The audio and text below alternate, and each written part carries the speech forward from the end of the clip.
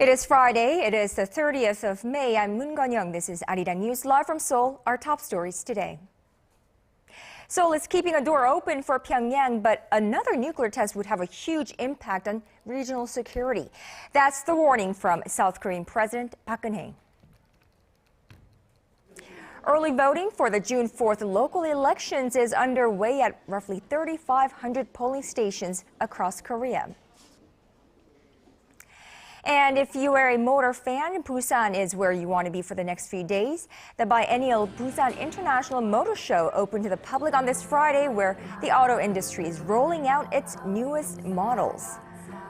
But first, let's begin at the top office. President Park Geun-hye has issued a stark warning. She says that if North Korea makes good on its threat to conduct a new form of nuclear test, it will almost certainly trigger a nuclear arms race in the region. Our Park Ji-won tells us more on the president's interview with the Wall Street Journal. President Park Geun-hye has warned another nuclear test by North Korea would have a huge impact on the security landscape in Northeast Asia.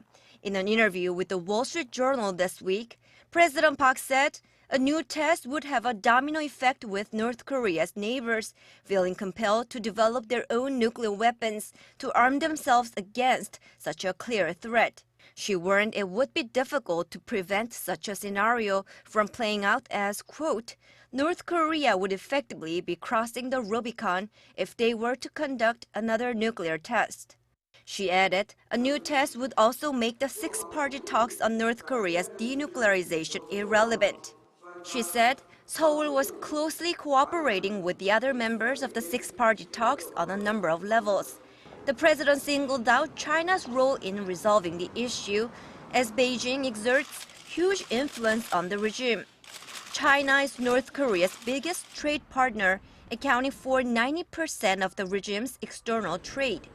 She added that China has firmly expressed that it won't accept a nuclear North Korea and will take steps to deter Pyongyang from going ahead with another test.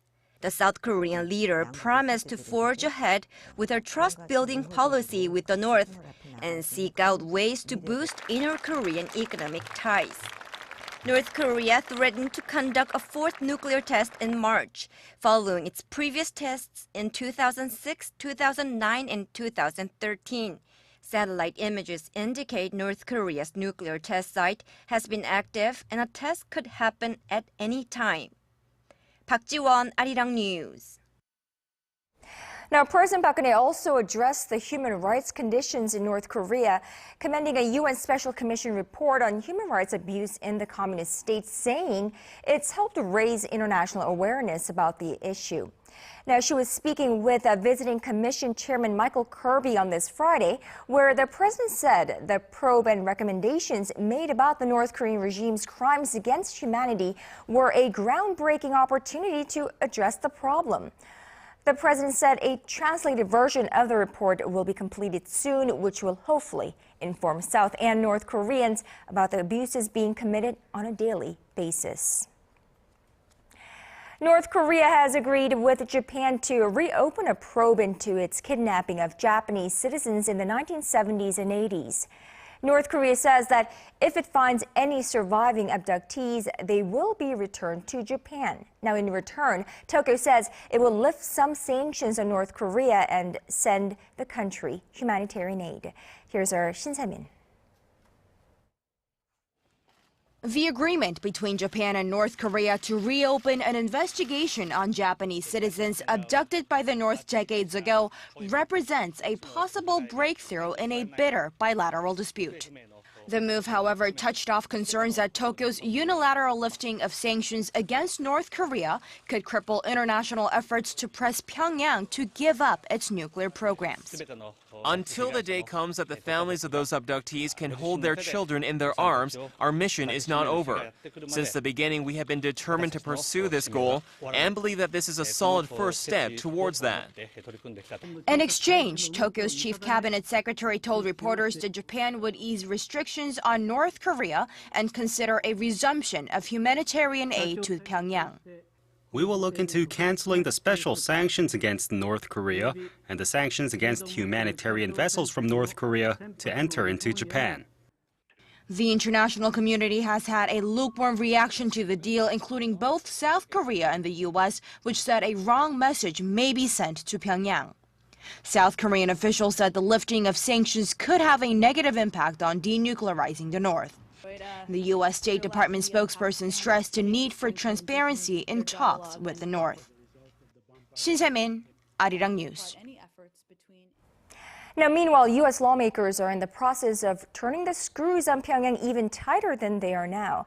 A subcommittee within the House of Representatives unanimously passed a bill on Thursday that would strengthen existing sanctions on North Korea with the goal of preventing the North from further developing its nuclear and missile weapons programs. Now, the bill reads that the State Department should draw up a blacklist of North Korean officials who are perpetrators of human rights violations.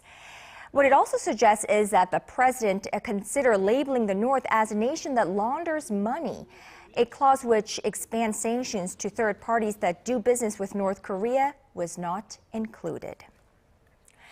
Meanwhile, there is a lot of activity going on here in the Northeast Asian region. Japan and China will play out the next round of their bitter territorial dispute later today at a security forum in Singapore. Japanese Prime Minister Shinzo Abe is expected to use his keynote speech to urge Japan's allies to work together to counter China's rapid military rise. And we are waiting to see how China responds to that. Here's our Kim Hyun-bin. At the three-day Shangri-La dialogue in Singapore this weekend, Japanese Prime Minister Shinzo Abe will urge allies in the region to work together to counter the rise of China, while promoting a greater role for Tokyo in security matters. The call will come when the Japanese leader gives a keynote address this Friday evening, citing the heightened tensions in the South China Sea and East China Sea. Abe's top government spokesman said the speech would make the case for constructive discussions towards peace and safety. China has already expressed anger about the Abe administration's move to reinterpret its pacifist constitution. This speech will only stand to anger Beijing more. Led by Vice Foreign Minister Fu Ying, is expected to describe Tokyo as a real threat to security. The summit involves the United States and ASEAN countries, including many that are involved in territorial disputes with China, like Vietnam and the Philippines. Japan and Beijing also have their own dispute, brewing over a set of disputed islands in the East China Sea. Attention will be paid to the response to Abe's call, as many ASEAN nations are hesitant to take any stance that may harm their economical and political ties with Beijing. In another discussion that is sure to draw the ire of China, the defense ministers of Korea, U.S., and Japan will meet on the sidelines of the dialogue for talks about beefing up missile defense cooperation in the region. Kim Hyun-bin, ARIRANG News.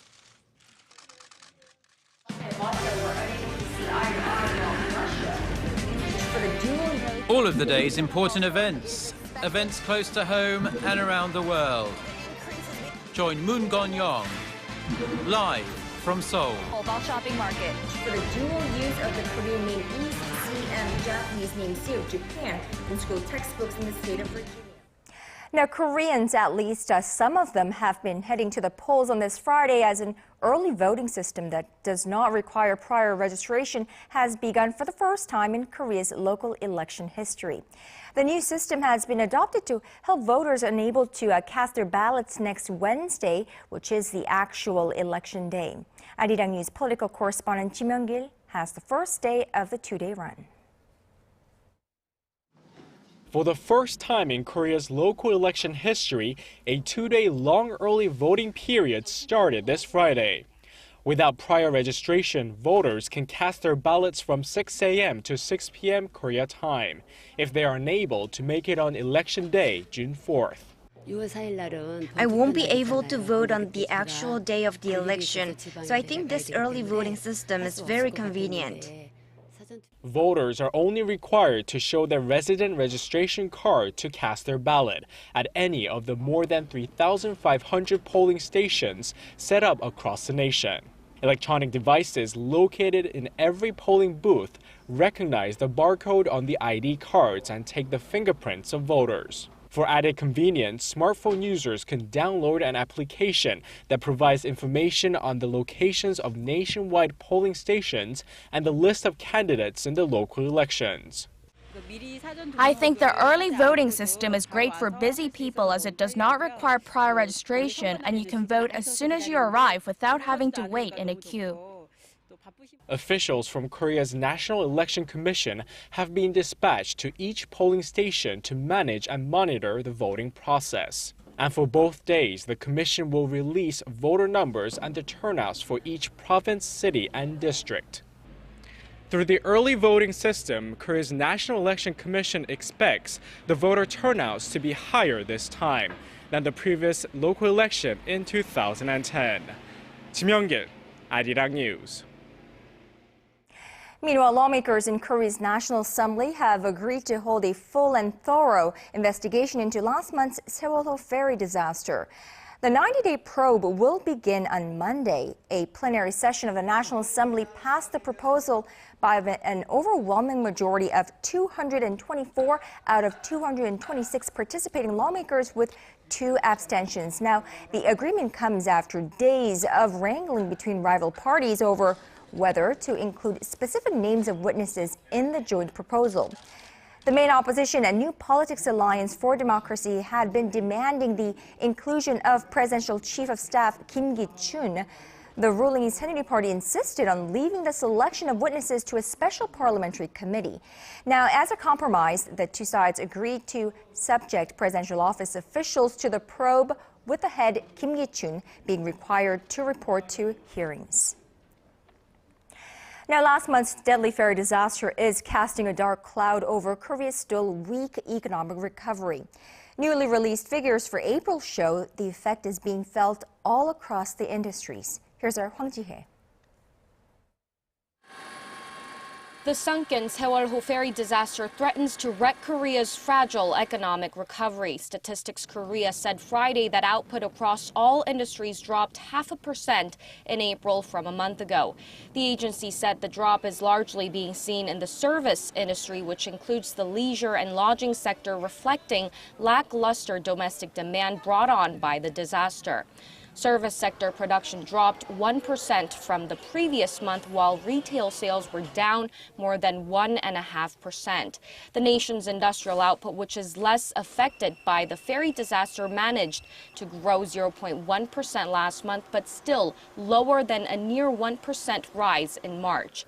The agency said the gain in the production in the mining, manufacturing, and gas industries was led by strong exports of automobiles and mobile phones, and with business sentiment among Korean manufacturers dropping for the first time in May this year to 79 from 82 in April, experts say the outlook doesn't look so good either. The Bank of Korea, which releases the monthly survey, says the slowing Chinese economy and strengthening won soured business sentiment. A reading below 100 means pessimists outnumber optimists. Hwang Ji-hye, ARIRANG News. A special Korea-Russia tourism forum is being held in Seoul on this Friday to mark the two countries' mutual visit year that runs from this year to the next.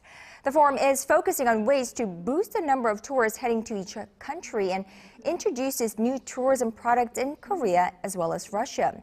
Well, more than 100 officials in tourism-related businesses from both countries are attending the forum to seek out ways to boost mutual tourism. The two countries signed a visa-free travel agreement earlier this year.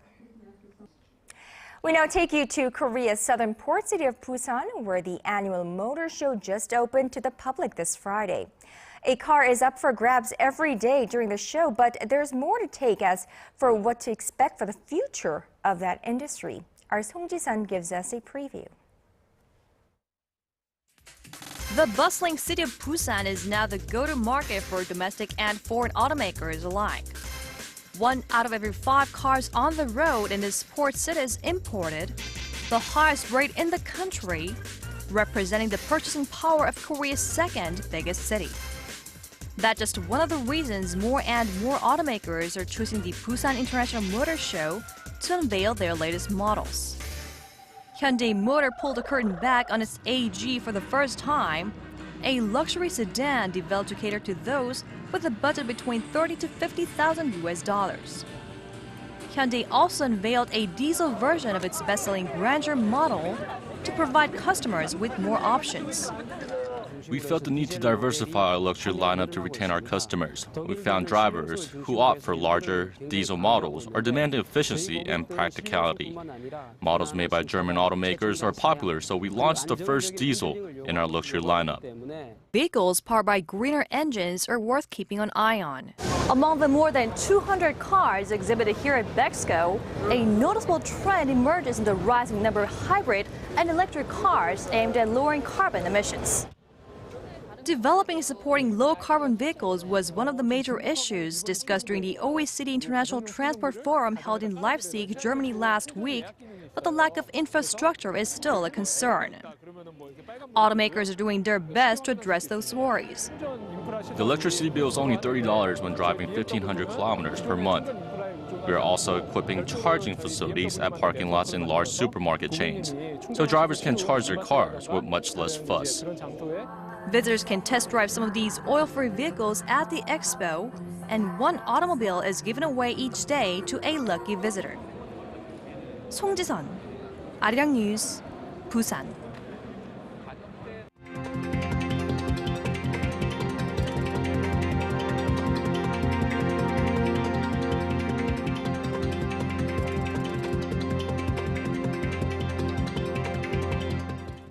Well, a few weeks ago, we took a look at the variety of Korean period films that will be marching into theaters this summer, but it looks like they won't be the only ones. As before these Joseon-era films are released in the late summer months, it seems like viewers will be given a lot of male-driven noir films to choose from in the meantime. I mean, with strong visuals and a flair for style, Korean filmmakers have long been well known for impressive genre films, but rarely have so many been released around the same time.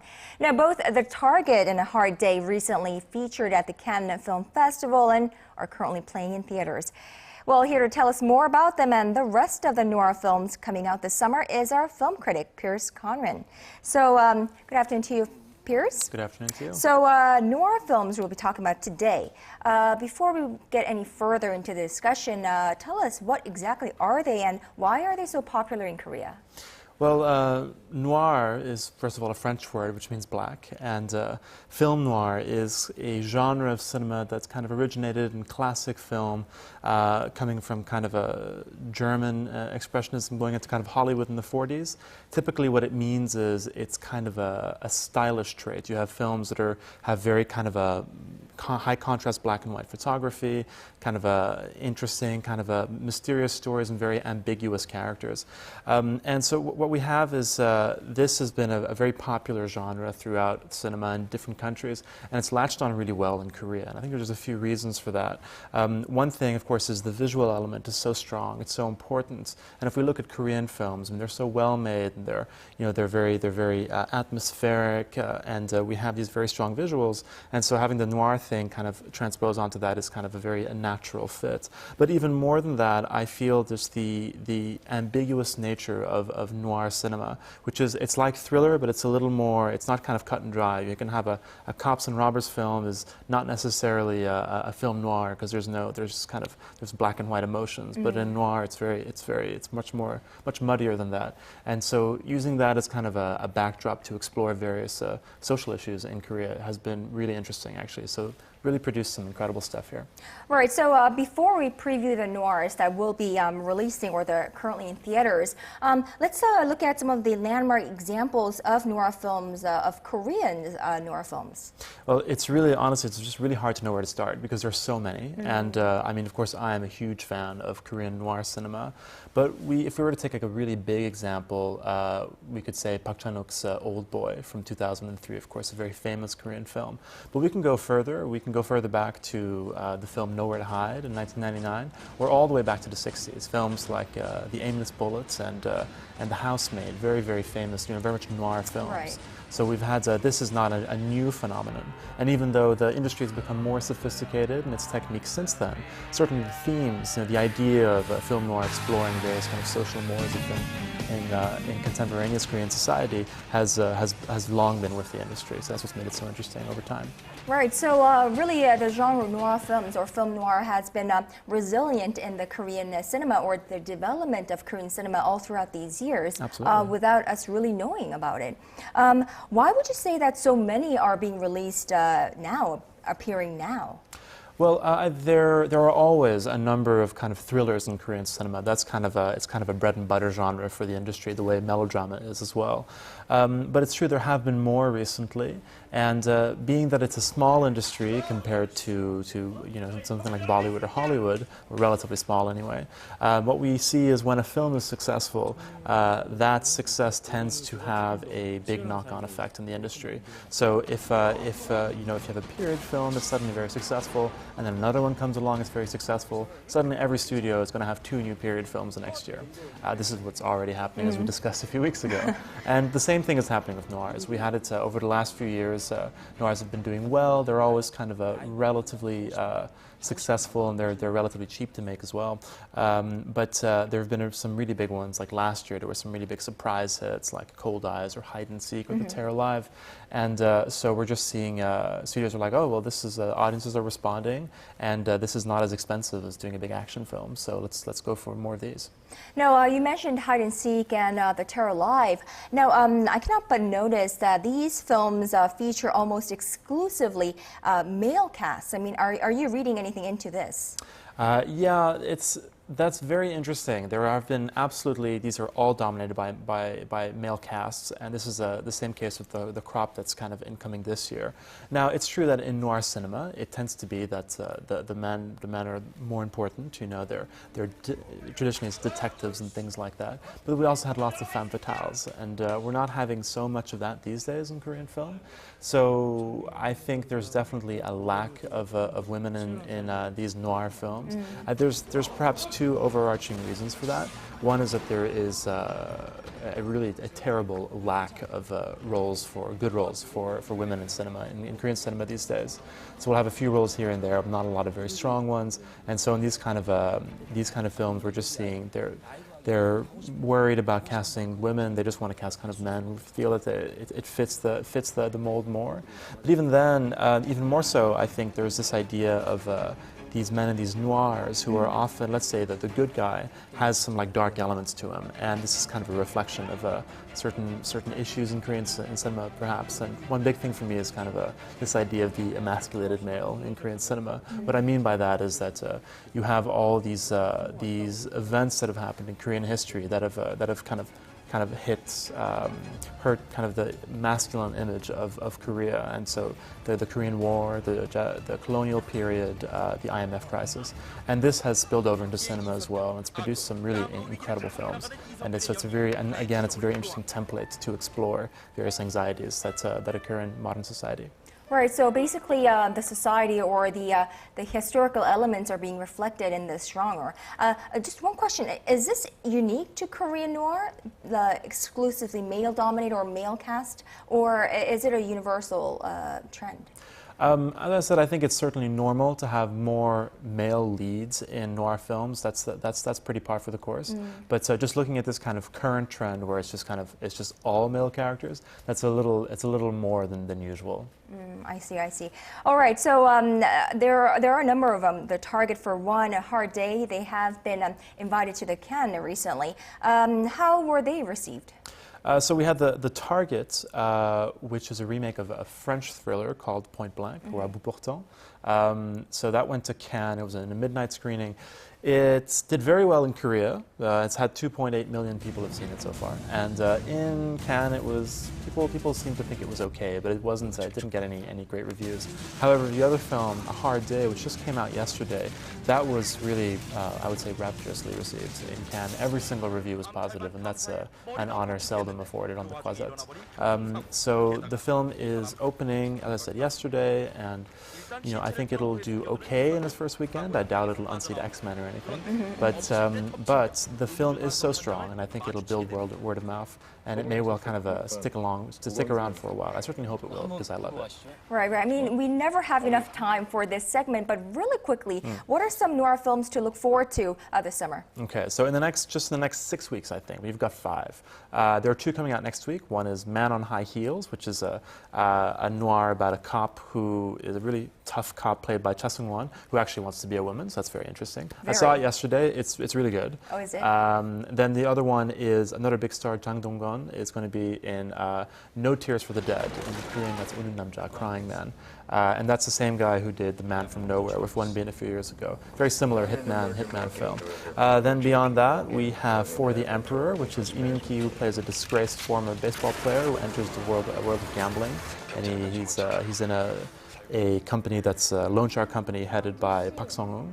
And then we have Confessions, which features kind of 3 childhood friends who get kind of caught in a problem.